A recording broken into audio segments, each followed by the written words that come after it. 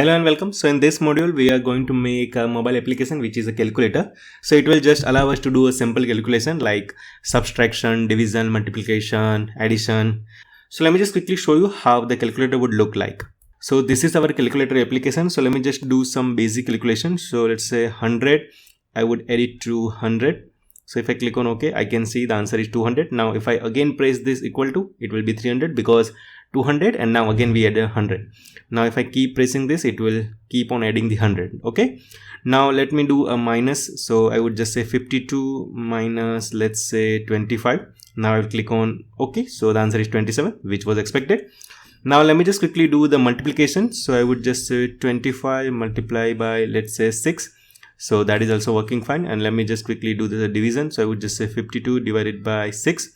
So here we can see the answer is 8.66. So all the functionalities are working fine, and there is a C button is there, that is just to clear the screen.